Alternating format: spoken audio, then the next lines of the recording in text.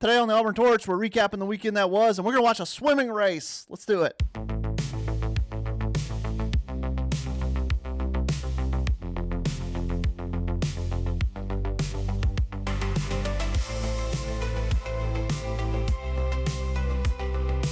Let's start by watching a little swimming. Got my headphones on. Auburn's Luke Bedsole and a head-to-head with an Alabama swimmer. This was shared by Auburn Swimming's Swim and Diving's Twitter page. This was just a tiebreaker to get into the C final, but it's just very interesting to see the whole SEC Championship stop and have a one-on-one swim, and it's the rivalry, right? Auburn and Alabama. Let's watch it. We're watching it. We're shoutcasting. Call it play-by-play. Gets a good start. Killing the first 50, Luke. Killing the first 50, like you said. SEC Championships were up in Knoxville.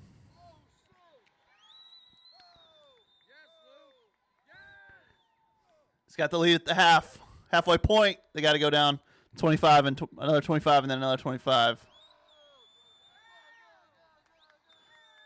I'll tell you a little bit more about Bedsole after this.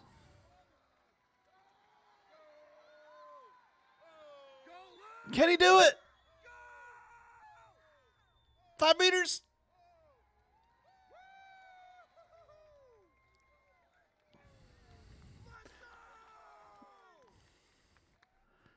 It's more like the 5 foot mark that I called that. The 10, the 20, the 15, the 10, the 5. Luke Bedsole got it. Went to the C final, but the circumstance of having a head-to-head swim like that, you'll remember. Astute listeners remember, Luke Bedsole was the guy when this is him right here. When Auburn got on the podium in the men's 800 free relay, they were in the last maybe 125 yards, 150 yards. They were trailing Georgia, on the last leg. The last, when Bedsole tagged in, they were trailing Georgia. Auburn was in 4th place. Georgia was in 3rd place. And Bedsole tracked that last guy down, and ended up putting this relay team on the podium.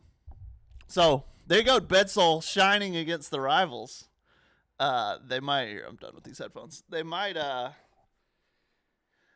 thinking about doing like a 5 athletes to follow kind of regular post, like a weekly post, and he'd probably be the swimming candidate here from Swimming and Diving. Auburn got another podium finish since the last time we recorded with Lisa Klavanovich, who we highlighted on Auburn Torch. Visit auburntorch.com. In the sprint, 50 yards, and she got bronze, finished 3rd. So Auburn as a team went to, I believe, 5th for the men and 7th for the women. I know those are the two numbers. Let me make sure I don't have those flipped. They were 4th after maybe, I guess, after Thursday, but ended up 5th. Yeah, men 5th, women 7th at the end of the SEC Championships. And now you go to NCAA's and see how can that translate, right? How does that mean, can a top 5 finish in the SEC mean a top 10 finish at NCAA's? Probably not. But maybe that's what you shoot for, right? Can a 7th place finish in SECs mean a top 15 finish in NCAA's? I don't know. We'll see. We'll see. They've got qualifiers. They've got people getting there, at least some, for top 20 finishes. So we'll see how it goes. Elsewhere for Auburn all weekend, tennis. Check out auburntorch.com. I've got full coverage of both tennis wins, both over Florida. That's not like a thing that usually happens. It's not like the teams, men and women, play each other usually. That was just a scheduling anomaly. So I just lumped both of them together just because I thought, they had that in common. Those wins over Florida. I've got you can see, you get a taste of them on Twitter, but we've got highlights in there. We've got a lot. So just check it out. And what else this weekend? This past weekend, baseball got some wins against some strong teams. Softball got some wins out on the West Coast. Some of the teams they beat were kind of but that's okay. You can't control that. In the next few days, women's basketball is tonight, hosting Georgia. And then it's over to the Rev boys for a couple days, men's basketball and baseball. And we won't have anything Olympic until the 26th on Thursday. But that's when track begins. Speaking of that, since last time we recorded, new story on Megan Haig, track and field shot put thrower, who's we talked about it. We did talk about that. But anyway, that's coming up. SC Indoors.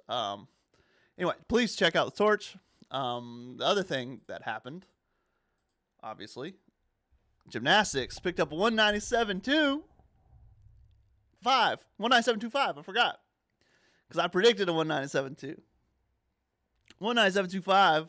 If you're new to the sport or don't, I think even people who aren't new to the sport, or some people who are more casual to it, the numbers are all just numbers, right? Like, it's just like, oh, there's numbers. But a 197.25, a 197.5 would be like really, really good for Auburn. And they got a 197.25, and the tenths that they needed to approach that 197.5 were there, right? So, like, if you are scoring a 197.5 in the postseason, if you do that 2 straight meets, you're going to the national championship meet, probably, surely, which is, the top 8 teams, right? So you want your baseline, obviously you want your baseline to be as high as it can be. But if this can be Auburn's baseline, then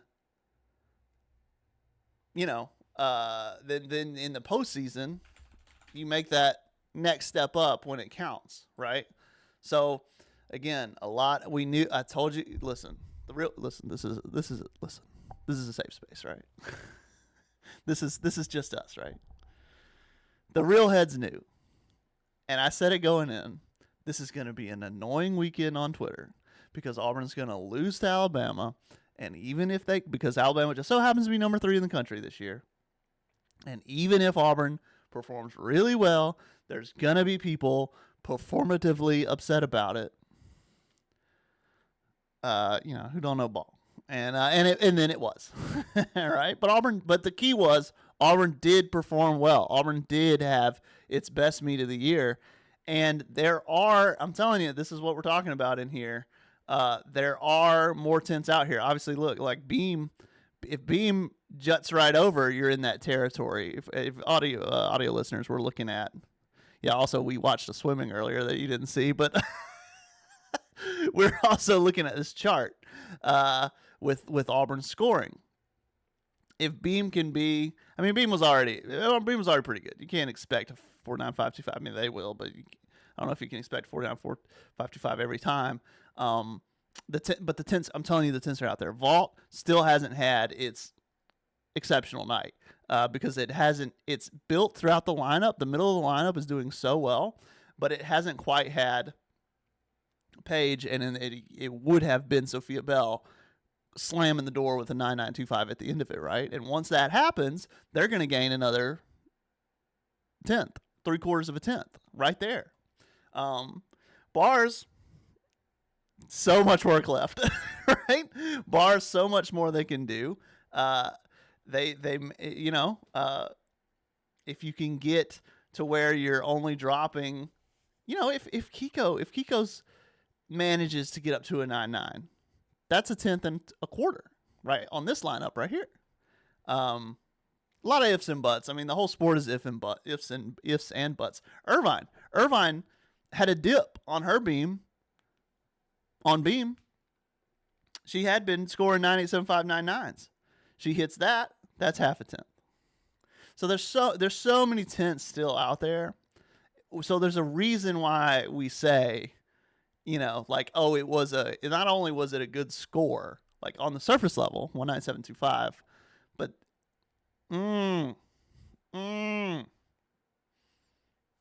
it'd be one thing if they performed out of their mind and they scored a 19725, right?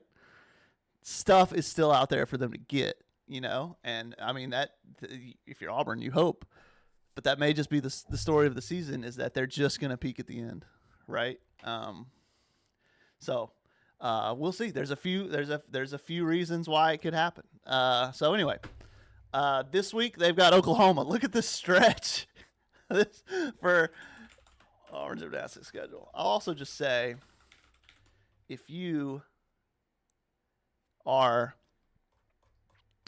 the Winter Olympics and you like the figure skating, women's artistic gymnastics, right here at Auburn, check it out. So on February 13th, so the Metroplex Challenge was in the middle of this, but we can just ignore it or whatever. On one Friday, they are at number 2 LSU. The next Friday, they're at home against number 3 Alabama. And then the next Friday, they're at number 1 Oklahoma, who's still number 1, I believe. Let's see.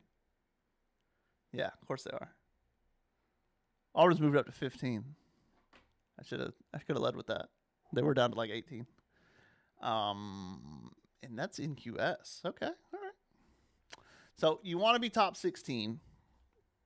Here, I'll go in one more little soliloquy and then we'll get out of here. You want to be top 16 because the top 16 teams are seeded like matchup-wise, and then 17 and below are thrown into regions, by a committee based on geography, right?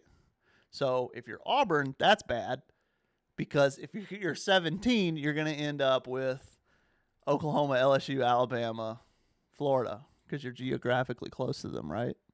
So you got to be in the top 16. You got to be.